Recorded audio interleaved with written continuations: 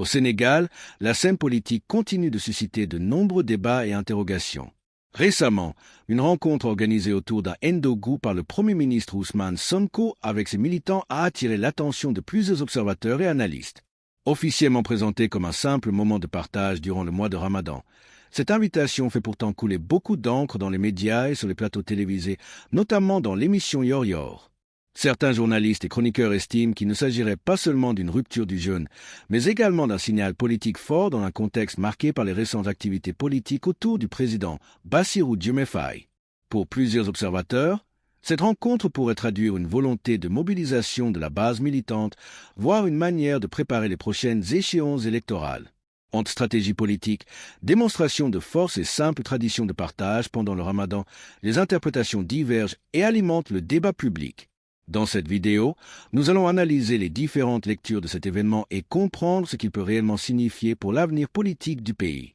Si vous aimez les analyses politiques claires et sans détour, abonnez-vous dès maintenant à la chaîne, activez la cloche de notification et laissez un like pour soutenir le contenu. mais fi ñuy tàmbalee moo di rencontre bi nga xamante ni Fatima démb moo am ci diggante Ousmane Sonko ki militant ki sympathisant mu mel ni daal li ñu bëggoon mu leer suñu bopp leer na ndax Ousmane confirmé na tout de même ni du démissionner et puis il est focus sur 2027 certainement pour les élections locales ak 2029 pour les élections présidentielles. waaw loolu tamit bu dee dina bokk. il faut dire que Ousmane ba fi ñu toog nii di wax bokkagul. donc Ndiaye nee na de balaa nga naan naam na fa. yàlla waaw ndogu bi nga xamante ne organisé na ko samedi ak la coalition Alliance patriotique pour le travail et l'éthique apte moo xew fi mu ne ginnaaw bi nga xamante ne nag Diomaye président ñoom tam amal nañu seen rencontre semaine dernière maanaam samedi ba ca topp rek ñoom apte dañoo génn nag mën nañu ko analyser na fii ci ay axes yu bare bi ci njëkk mooy dañu jàpp ne démonstration de force politique la wala boog démonstration politique en tout cas bu am solo lu tax ñu ne démonstration politique mooy ne jamono ji daanaka bu ñu daan wax ndogoog li ni mel dañ daan jàpp ne peut-être ndaje lay doon boo xam ne dafay nekk ci mbirum religion wala convivial wala yi ni mel mais li ñu gis cette fois-ci mooy ne dañu ko organiser peut-être juste pour wone doole politique am maanaam démonstration politique de quelques jours bi nga xamante ne rek président de la république moom itam defoon na li nga xamante ne moom mooy rencontre bi mu amoon foofee ca beneen hôtel ak itam ñi nga xamante ne ñoo ëmb coalition Diomaye président Sonko itam moom itam il faut mu wone rek ne moom itam am na ñu nekk ci ginnaaw ñu ko wër moom itam ñoo xam ne ni président amee ñu ko wër noonu la amee ñu ko wër moom itam donc il fallait que moom itam mu organiser li nga xamante ne moom moo am dama naan rek jamono ji li mu bëggoon wone mooy ni am na bloc politique bu structuré fidèle à lui. oui fidèle au Pastef loolu moo am et deuxième axe bi mooy ne jamono ji réew mi dafa am mbir mu am mooy ne deux pôles de mobilisation la ñu fi gis. mooy ne am na benn zone boo xam ne peut-être ci li nga xamante ne moom mooy Diomaye autour de Diomaye du président Diomaye beneen bi ci ko topp autour du premier ministre Ousmane Sonko bi nga xamante ne daanaka idée wu Pastef moo fa gën a fës muy la coalition APT ak yi ni mel mu nekk signal boo xam ne bu leer la ci ni pouvoir bi tëddee. ak ci ni muy doxee parce que boo xoolee Ousmane Sonko à chaque fois bu Bassirou Diomaye Faye génnee à gauche moom day génn à droite. loolu nag du lenn lu dul won ko ne ko maa la fi teg et peut-être àdduna du neex ba yow nga ëpp ma doole man ci wàllu woowu rek laa ko gisee bi ci des nag mooy ne Sonko bàyyi na xelam bu baax ci élection yi nga xamante ne ñooy ñëw. parce que boo xoolee ni muy mobiliser ni mu def keroog dajale ay responsable yoo xam ne peut-être ñoo ëmb coalition APT ak yi ni mel. loolu yëpp man dama ci jàngat ne rek dafay waajal boppam. dafay waajal boppam keroog dégg naa le doyen Cheikh Yérim mu ne Ousmane Sonko mi ngi def bilan wam et man côté boobu je suis en phase avec lui mi ngi def bilan wam et lii nag ci bilan wam la bokk. lii mu nekk di def nii ci bilan am la bokk parce que bu ñu fàtte ne génn na fi wax askanu Sénégal ne moom àndul ci li nga xamante ne noonu la président de la République di doxalee bi mu ci àndulee nag man la surprise que j'ai mooy dama doon xaar Ousmane Sonko peut-être ci mu tekki ndombal tànkam comme que moom li nga xamante ne yoon bu mu tracé woon la ngir ñu gouverner ko finalement gouverner wuñ ko te moom mënu fi jële président de la République jëlee bu fi am président de la République moo ko fi mën a jëlee parce que moom moo signé décret nommé ko et moom moo mën a signé décret démettre ko de ses fonctions donc bu fekkee tey loolu am na moom amul prérogative jële fi Bassirou Diomaye Diakhar Faye mën ta wax askan wi génnee leen fi Bassirou Diomaye Diakhar Faye bañ génnee ko tànk du élection dafa jotaat bu amee force boobu peut-être mu wanewaat ko ñu jële fi Diomaye mais laa man dama jàpp ne dignité ak nu ma ko mën a waxee sax gën a jëmmal sa li nga xamante ne moom mooy sa idéologie dafa doon bëgg vraiment mu tekki ndombal tànkam man moom surprise boobu laa am parce que le fait que mu ne du ma démissionné waaju ma démissionné man loolu vraiment ni ma ko jàngatee mooy ne peut-être bëggul bàyyi privilège yi bëggul bàyyi privilège yi donte wax na askan wi yépp ne moom dundeewul li nga xamante ne moom mooy alalu état yoru ko et tout mais nag ñoo ngi gis suy génn les convois yi koy topp su doon Ousmane Sonko nekkul premier ministre moi je pense que convois yooyu du ko topp non et je pense que petit palais bi tam bu fekkoon du premier ministre du fa dëkk yenn voyage yi nga xamante ne à chaque fois mu ngi koy dem ak tam yoon bi parfois ñu ne jet privé la jël parfois ñu ne avion présidentiel la jël loolu je pense que bu fekkee dundul ci état man xaw ma lan moo koy dundal finalement il faut aussi waxoon naa ko fi il faut aussi mu génn wax ñu moom li muy dundee kon lan la fan la ko jëlee parce que bu ñu fàtte ne ba mu nekkee ci opposition bi ay ket lañ daan def ñi ëmb projet bi ñi gëm projet bi ñoo ko daan cotiser lu baree bari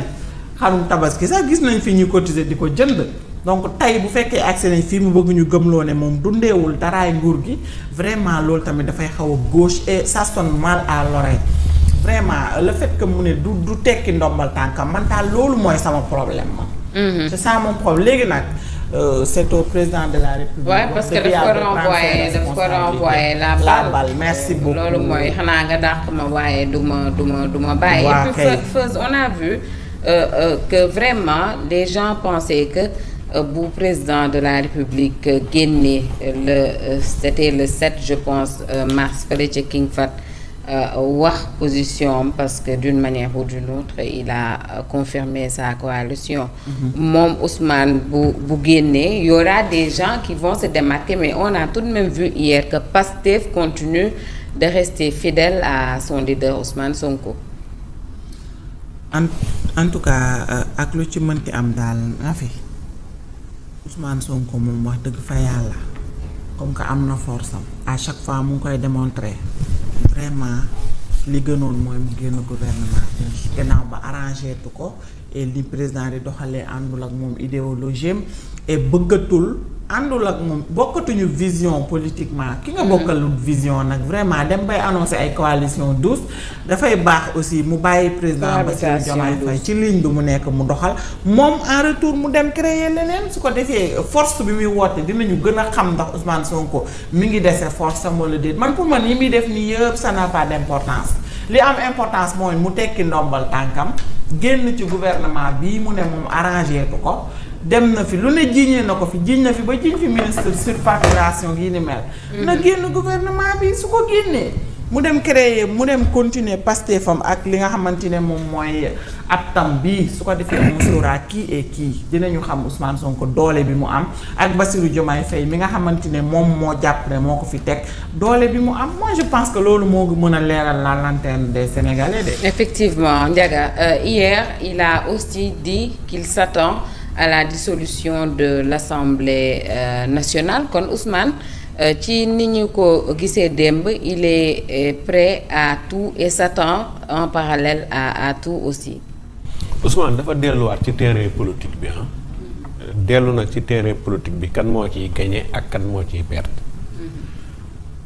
ñan ñoo ciy gagné moom mooy waa Pastef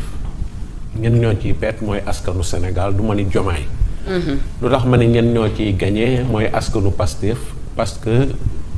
tey moo ngi ci biir gouvernement bi yor doole gouvernement bi di mën a dem ak di dikk yor li mu naan bu ko kenn tudd caisse noire am ak yeneen yoo xam ni ay militants yor ay poste directeur PCA et cetera kon moo ngi utiliser doole gouvernement bi ci Pastef Ousmane day politique te li mu ni du ma démissionner ci terrain politique la nekk ni du démissionner foofu mu taxaw ba ni du ma démissionner lu dul ñu dàq ma boo dee xool day bel ni foofu la Diomaye taxaw ci ni du ma ko dàq lu dul moom mu démissionner léegi nag lan moo ciy des moom mooy Sénégal yi ñoom ñoo ciy perte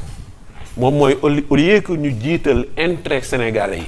parce que tey ci ndóol gi bu ñu demee ba ay Guinée keneen nangam di ñu raw moom mooy talatuñu état bi mais seen problème mu parti la ñu tal bu ñu demee ba sénégalais yi koor gii ñu ciy dund loo xam ne mosuñu koo dund baykat yi di yuuxu ci côté soble si di baykat yi di yuuxu ci côté gerte gi baykat yi di yuuxu ci côté tamaate jeeg yeneen ak yeneen nappkat yi ñoo ngi yuuxu leneen enseignants yi di yuuxu étudiants yi di yuuxu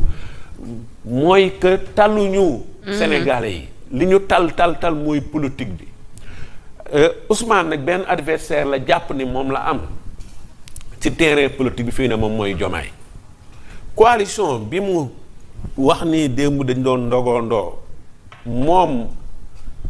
jàppoon naa ni du def coalition parce que législatif yi ñu jëm ñu bari dañoo defee ni coalition président Diomaye moom moo ko bàyyi mais moom moo njëkk a bàyyi coalition président Diomaye parce que bi muy dem législatif dañu du ànd ak benn coalition Pastef day demal ci liste su boppam léegi Pastef day demal ci liste su boppam nga préparé bërki démb coalition Diomaye def seen assemblée générale tey yow it nga def beneen coalition mooy kon